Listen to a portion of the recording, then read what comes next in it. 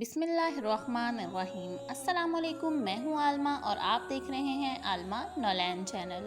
حضرت جابر بن عبداللہ رضی اللہ تعالیٰ عنہ سے مروی ہے، فرماتے ہیں کہ میرے والد بزرگوار کا انتقال ہوا تو انہوں نے 7 یا 9 لڑکیاں چھوڑیں، تو میں نے ایک سیبہ عورت سے شادی کر لی۔ مجھ سے حضور صلی اللہ علیہ وآلہ وسلم نے پوچھا، جابر رضی اللہ تعالیٰ عنہ تم نے نکاح کر لیا؟ میں نے عرض کی جی ہاں۔ آپ نے فرمایا باقرہ سے نکاح کیا یا سیبہ سے؟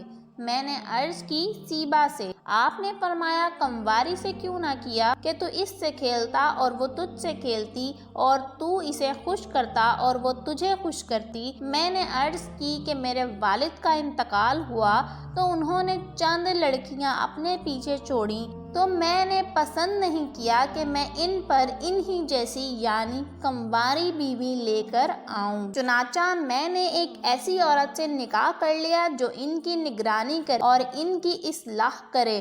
نبی کریم صلی اللہ علیہ وآلہ وسلم نے فرمایا اللہ تعالیٰ تجھے برکت دے، یا یہ فرمایا کہ اللہ تعالیٰ تجھے بھلائی عطا کرے۔ حضرت انس رضی اللہ تعالیٰ عنہ سے روایت ہے کہ رسول صلی اللہ علیہ وآلہ وسلم نے ارشاد فرمایا کہ جو 2 لڑکیوں کو پال لے یہاں تک کہ وہ جوان ہو جائیں تو میں اور وہ یعنی پالنے والا قیامت کے دن ایسے ہوں گے، اور پھر آپ نے اپنی انگلیوں کو ملا دیا۔